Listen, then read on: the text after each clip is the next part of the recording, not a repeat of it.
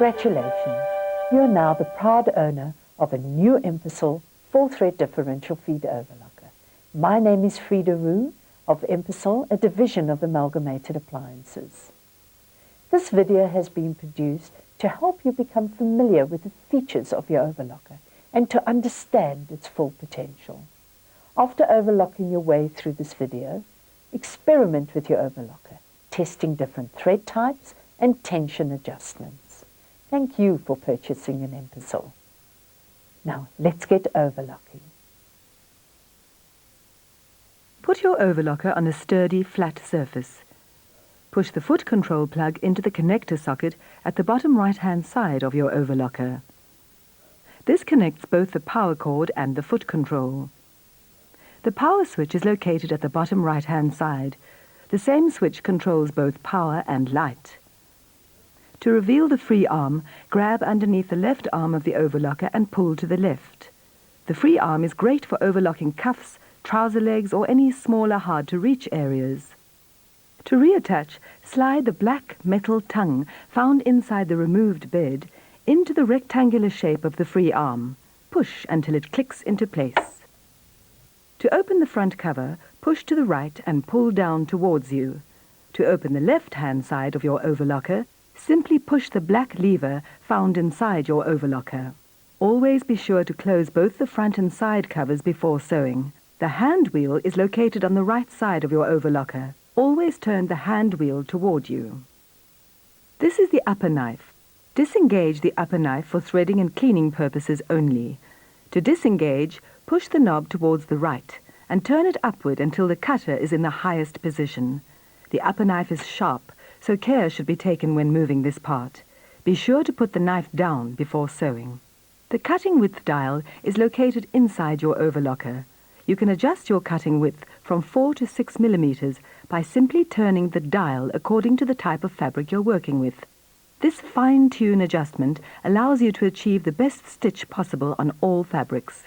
Your Empisal overlocker comes with a full complement of accessories, including tweezers for threading, screwdrivers and needles. Only use good quality needles in your overlocker.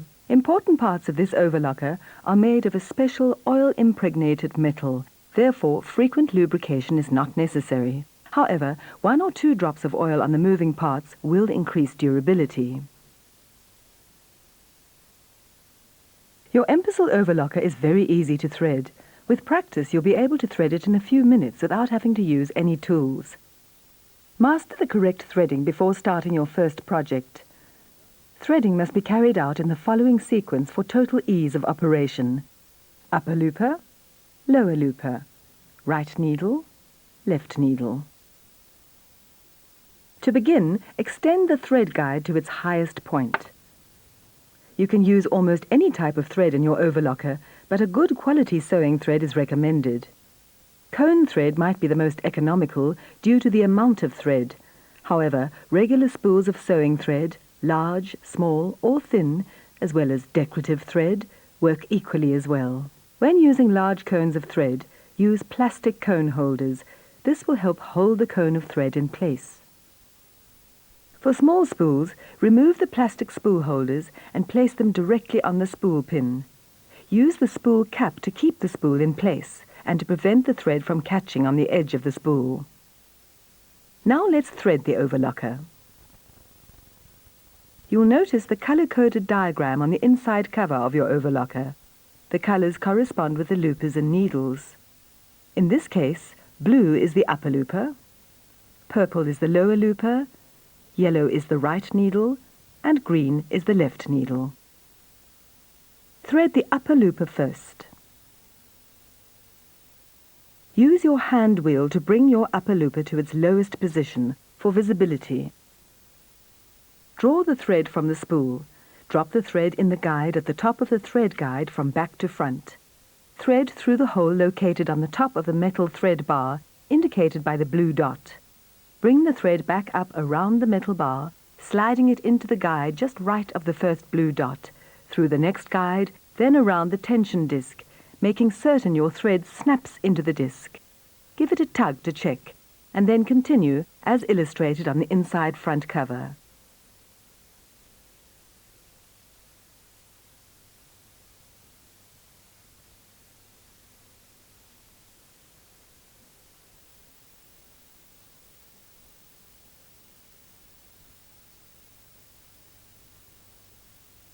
Now let's thread the lower looper. Drop the thread in the guide at the top of the thread guide from back to front.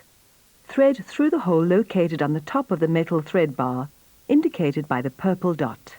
Bring the thread back up around the metal bar, sliding it into the guide just right of the first purple dot, through the next guide, then around the tension disc, making certain your thread snaps into the disc.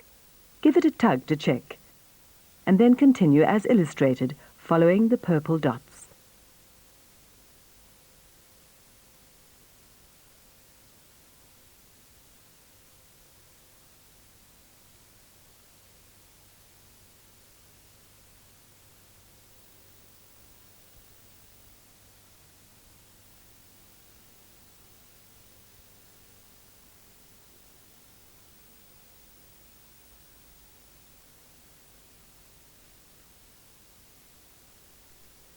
Hook the thread around the lower looper slot from back to front.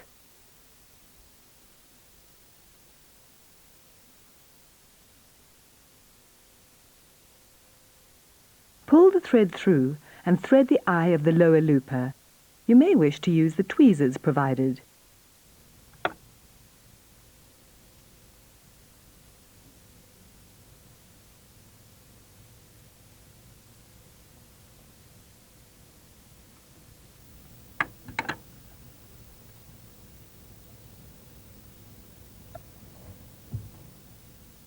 Next, thread your needles, starting with the right.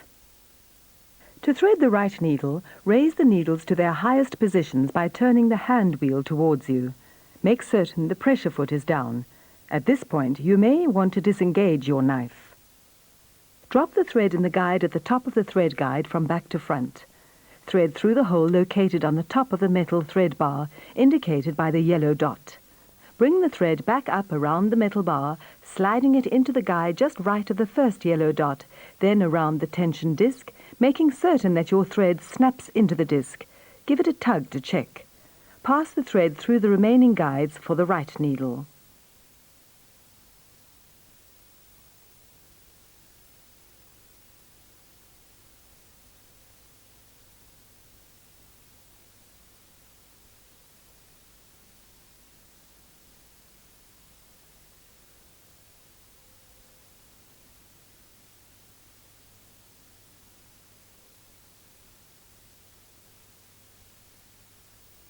Now thread your left needle in the same manner, following the green dots.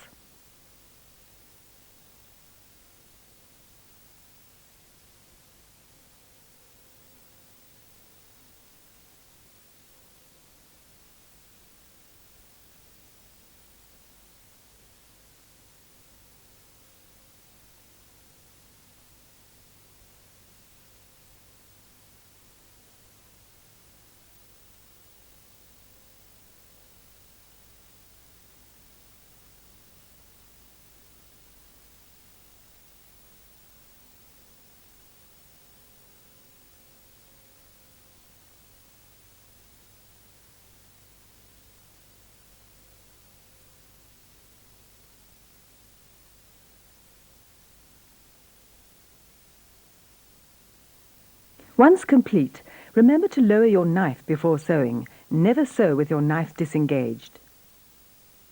Now raise your pressure foot and draw your threads towards the back. Lower your pressure foot.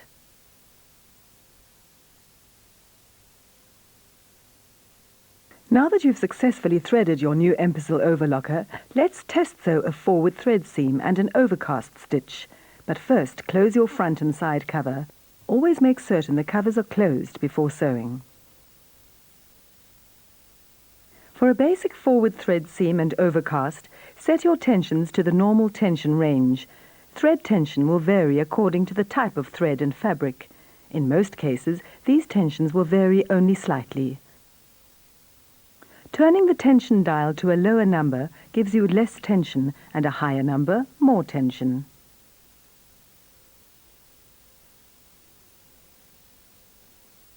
Begin by stepping on the foot control to sew a chain, testing the formation of the stitch. Fold a piece of medium weight woven fabric in half. Place the fabric under the pressure foot, with a folded edge to the right. Sew a forward thread seam. At the end of the seam, sew a 10 centimeter thread tail and then trim with a pair of scissors. The upper looper thread should be flat on the top side of the fabric and locked with the lower looper thread on the edge. The lower looper thread should be flat on the underside of the fabric and locked with the upper looper thread on the edge. The needle thread should lie mainly on the top side, like rows of normal straight sewing. The left needle will form a line of sewing along the left edge, connecting the two looper threads. The right needle acts as a safety stitch, forming a line of stitching through the upper looper thread.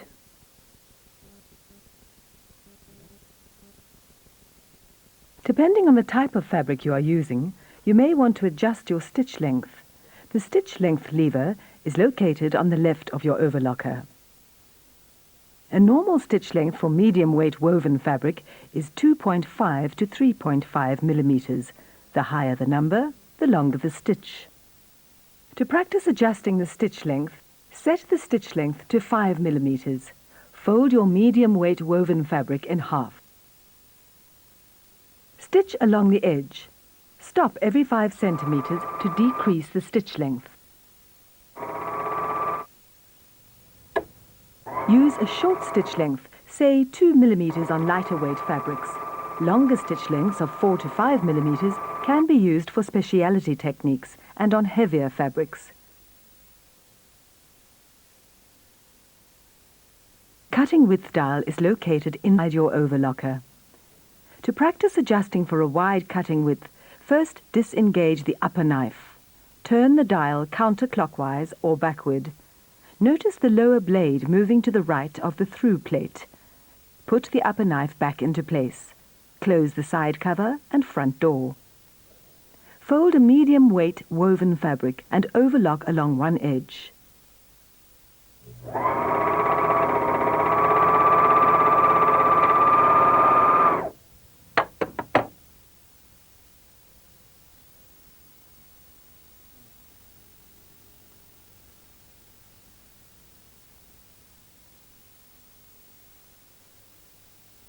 Now adjust for a narrower stitch width. To do this, open the front cover and side door. Turn your switch width dial clockwise or forward until it stops. Now overlock along the other edge of your fabric.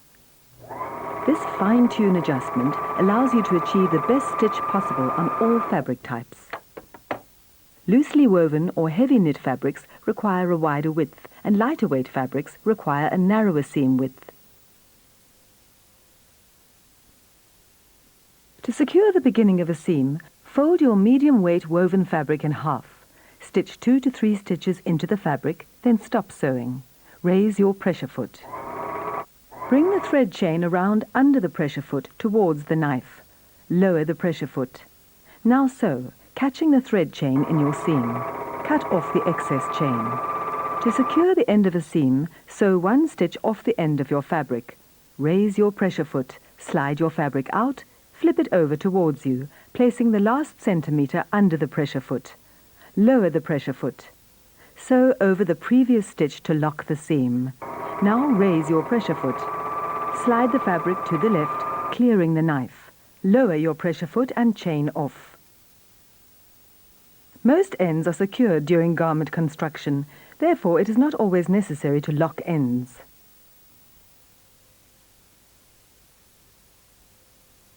Cut a curved neckline in a piece of sweatshirt fleece.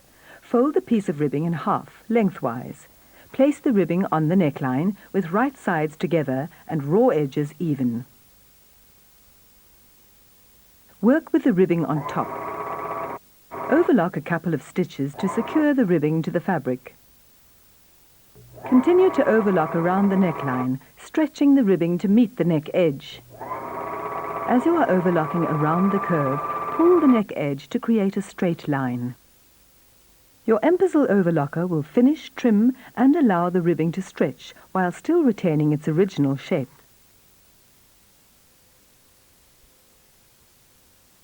Differential feed prevents puckering on lightweight, woven fabrics and stretching of knits, which may occur when overlocking. Your overlocker has 2 sets of feed teeth. Each set has an individual feed mechanism enabling the feeding of fabric at different ratios. A 1-to-1 ratio is normal, with each set of feed teeth feeding at the same pace. On a minimal setting, or S for stretch, the back feed teeth run faster than the front, holding the fabric tight under the pressure foot. A positive setting, or G for gather, is the opposite, running the front feed teeth faster than the back, pushing the fabric together under the pressure foot. The differential feed is adjusted by the dial, located on the left side of your overlocker. Use the minimal differential feed, or S for stretch, to prevent puckering when sewing lightweight woven fabrics. With the differential feed set at normal, or N, overlock one side of a piece of silky woven fabric. There may be a slight puckering.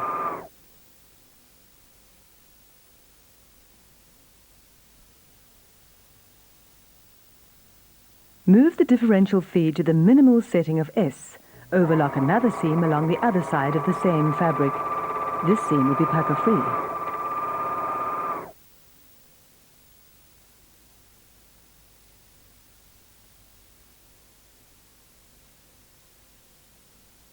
A positive differential feed, or G for gather, eliminates wavy seams when overlocking stretch knits, such as ribbing or sweater knit. To begin, set the differential feed to the normal N setting. Using a piece of stretchy knit fabric, overlock a seam on one edge, going with the stretch of the fabric. Your seam will stretch and wave.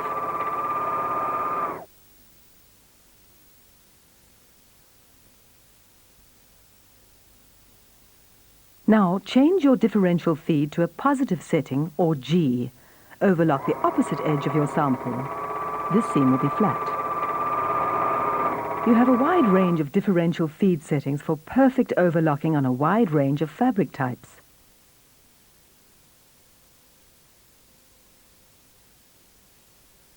Set your differential feed to a positive setting, or G. Increase your stitch length to 5. Now insert a piece of lightweight woven fabric under the pressure foot and overlock about 2 centimeters. Place the forefinger of your left hand behind the pressure foot and apply a small amount of pressure to the fabric as it emerges from under the pressure foot. After the length of fabric has been gathered, leave a thread tail of about 15 to 20 centimeters. Now you can neatly finish and adjust the gathers. This is perfect for ruffles around a pillow or gathering a skirt.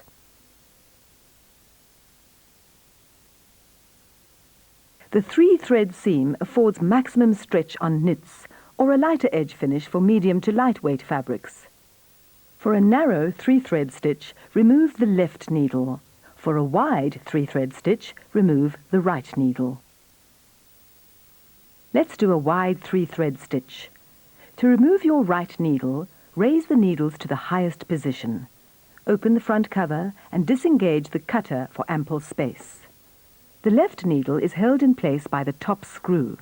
The right needle is held in place by the bottom screw. Using the Allen key, loosen the bottom screw and remove the right needle.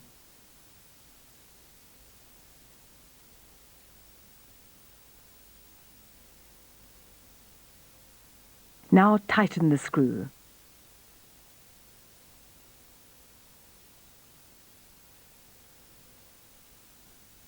After the needle is removed, snip the right thread. This will ensure that the right needle is not lost into the machine. For safekeeping, stick the needle into the unused cone of thread, in this case, the right cone. Now lower the knife and close the front cover. Remember to always sew with the knife in place and the doors closed. Set your stitch length to 3 and your differential feed to normal. Fold a piece of medium weight woven fabric in half and overlock a seam. You can also use the 3-thread overlock stitch to finish edges before garment construction, preventing raveling of your fabric. It also provides a more professional finish inside the garment.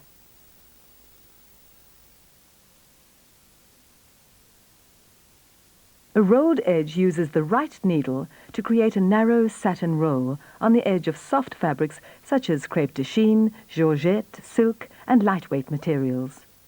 Thread your upper looper with a decorative thread such as silky rayon. To set your Empisal overlocker for a rolled edge, turn the hand wheel towards you until the needles are raised. Remove the left needle, as explained in our previous exercise. Now replace the right needle. Notice your pressure foot. Your pressure foot is convertible. Your pressure foot is set for normal overlock sewing when the letter N, for normal, is adjacent to the vertical screw on top of the pressure foot. At this setting, stitches are formed over a wide stitch finger. For a rolled edge, simply loosen the screw and slide the metal finger located on the left-hand side of the pressure foot towards you until it stops. Tighten the screw. This removes the wide stitch finger to reveal a smaller finger from which the stitches form and the fabric is rolled to the underside. Set your stitch length between 1 and 2 for a short, narrow stitch. The differential feed should be at N for normal. Adjust the tensions. Right needle, upper looper, lower looper. Tightening your lower looper pulls the upper lever and needle threads to the underside of your fabric. Now sew along one edge of a piece of lightweight woven fabric.